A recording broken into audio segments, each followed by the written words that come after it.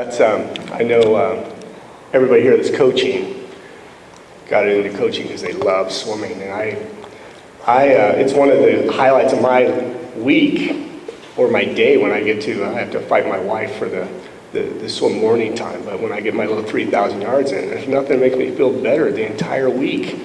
And you've been all over the world. Where's the cool, and like, for me, I just love, I didn't, all the swimming I did when I was younger just prepared me for a life of joy in swimming. Like, I really love swimming in warm blue water. That's like my whole thing. Going to Hawaii is awesome. Where's the coolest place you've ever swum?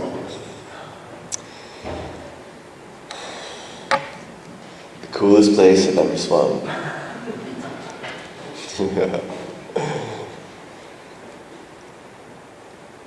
Man, there's been a lot. Like the most exotic, yeah, it would be, I did an open water swim in Curacao, nice. In the Dutch Antilles in the Caribbean, and that was beautiful. But now it's a little bit different, and being a little bit older, I appreciate history a bit more. So when I find myself in like historical pools, it's kind of like, it's evocative of the time which that pool was there for. Like last year when I went to Moscow for the first time and swam in their 1980 Olympic pool, and obviously that brought a lot into my mind as I was kind of looking around and experiencing that. Or when I went to Beijing, was actually in the water cube, and then I was, obviously I thought of Michael, and so it's very different, but it's been great. I mean, just every pool has a little bit of its character. It's almost, and as much as I love the mirror pools, because they're all consistent, and it's great from a competitive standpoint, there's no permanent fixture from it that remains behind. Love you, Mira. Was there anything that changed, again, that 12-year gap, in the area of training or competitive swimming in 12 years that wasn't part of the elite swimming scene when you were working out prior to the Sydney Olympics? What was it about your training that you go, wow, we never used to do that? It's hard to say. I'm not sure how much has changed, because really between now and then I have a different coach. And I've been on decks with many other coaches now and then, and just as now as then, there are a lot of coaches doing the same thing, so I switched saddles, so to speak, by switching coaches, and I think every high-level coach, like elite coach, that their personality really shines through in how they design their training for their swimmers. And so I'm not sure if there's necessarily advances so much as I know what I needed 13 years ago and what I need now. 13 years ago, Mike Bottom is, just a man of charisma, and he really nailed how to get a swimmer who didn't necessarily like swimming but loved to compete, how to get them fired up and how to get them to train for that competitive moment. And that's what it all revolves around. It revolved around motivation. And now, I don't need that. Now, I don't need to be motivated to train. If anything, I enjoy training more, and I almost, instead of there being a zeal for competition, there's a hint of anxiety. So it's almost more comforting to be in practice than to be at the meets now. Interesting. And the way Dave Durden does things in the pool is, the guy's an engineer. The way he breaks down the swims into component parts and allows us to train those parts and stress certain energy systems, whether it be a hypoxic level or a technique level or maybe it's just legs, but he finds a way to do it so that through the stress, we don't fall apart. So that through the stress, we don't become 200 swimmers. We don't become milers, I can't even remember if there ever was a time that I was given a set where it's 10 times this. It'll be 2 times of something really complicated that fills up the entire whiteboard. And everything comes in the form of a 25 or a 50 or a 12 and a half or even a 15, 5, 10 meters. So it's all very nuanced and it's all very specific. And it allows, I think, a sprinter to focus on that particular detail for that particular moment before moving on to the next thing. Can you read this upside down? Because I think you were just taking my next question.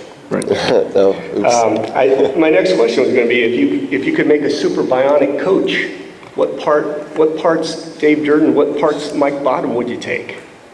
But like you said, Mike is Mr. Charisma, and Dave is more scientific. Is there anything else that you're looking for that you really click with the coach?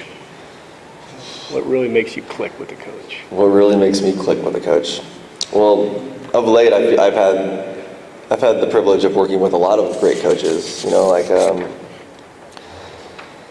Right after London, I went to go visit my family, and they live outside of Charlotte. So I was working with David Marsh, and incredible coach. Or even at the Olympics, I was working with Greg Troy, of all people, who's traditionally more a distance-oriented guy, but the guy's got an incredible intensity that makes you want to perform for him.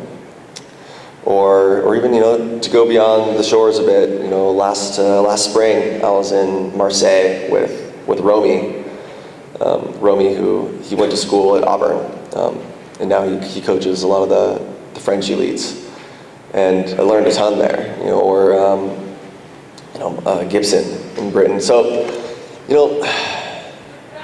how to create a bionic coach. Really, that would be me, I guess, because I'm getting to meet all these great coaches, and they're from what I've always gathered, they're very generous in wanting to share their knowledge and how they like to do things and why they like to do things. And so if I can soak that in, then I get to be the amalgamation. Right. Hopefully as a swimmer. Yeah. Perfect. So you are able to, you're one of the fortunate people that swam for a lot of really awesome coaches, and you're able to take the best of what they have and use that in your own training to a certain extent. Yeah. Back in your first Olympics, you had arguably the best sprinter, in addition to yourself, to train against in Gary Hall Jr. And now you have kind of a similar situation with Nathan Adrian. And so my question is, I'm sure they're both very different, but do you have a favorite?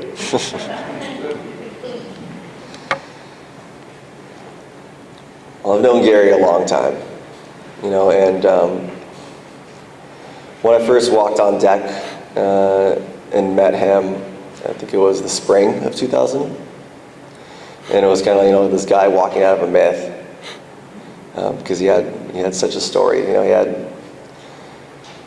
was this rebel. He came from this huge family background, both swimming wise and but there was also a guy who was he was pretty angry. Life had delivered him something, several things that challenged him. And I'm not talking about the pool necessarily, but he loved his grandfather more than anyone, taken away from him. Then the diabetes thing, and then even to be thrown under the bus with the pot thing when just grinding him up, and he came back from that and won gold medals. That is, that guy has the story, and what he everybody sees him, when they remember him behind the blocks when he's got his Apollo Creed shorts on, or punch in the air. But when you meet the guy in person, he's very thoughtful and kind of introverted almost. I mean, he loves to spin a good yarn, no doubt. But Gary's a thinking man. And I just saw him a few weeks ago. And he's like married, he's got 2 kids, well behaved. And it's just like for me, it's been just wonderful to see how he's developed into the man he is now. And that I wish I could remember more about the water, but maybe I don't necessarily need to when it comes to Gary, because he was a rare talent, but his adversity came in life, and that's the kind of Olympic champion that I think of him as. Nathan's an incredibly potent training partner, incredibly strong, incredibly fast, incredibly competitive. He certainly is awe-inspiring to train with, but he's a pretty private person, and as far as I know, there's been no challenges in life that call to me that he has stepped up to. Cool. One more question here, and I'm going to open it up to the audience. Now, you auctioned off your gold medal for tsunami relief, and to me, this is, I'm sure you have the admiration of every person in this audience. I can't imagine. I still have my Far Western trophy from when I was 13. And I couldn't imagine if I won a gold medal. But obviously that really affected you. And can you tell us a little bit about that process of auctioning off your medal and what you were thinking about? Well, those were dark days. And,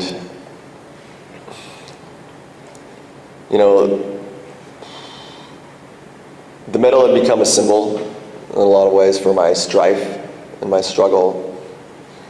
But it was also a symbol of my victory. At the time, I really, really wanted to be doing my own thing. I needed to be away from the sport, but I was yet I was so proud of what I could do. Like, I felt incredible, hubris, not proud in a good way, but certainly an excess of it, like almost an entitlement. But that Christmas, when the tsunami hit, and even from that very far digital distance, and we have like our culture, I think with TV and the internet, we can see atrocity, terrible things, and the proximity to the data, but the distance from the actuality kind of numbs our sensation of it. Just like seeing violence in a movie, it's kind of numb to us. But if we were to see real violence right before our eyes, it would be a different story. And so, despite that distance, my imagination just took off with this element that I felt such supremacy over, because I was the fastest swimmer. It rose up and just wiped the life of over 100,000 people. And I know that if I had been there, I would have been wiped out too. So I wasn't known for being necessarily a helping guy or doing any kind of like outreach or nonprofit or what's the word I'm looking for? Humanitarian. Yeah. But I wanted to be that in that moment, and I figured the one thing I had that could possibly make a difference was my medal. So I put it out there. Amazing. Yeah.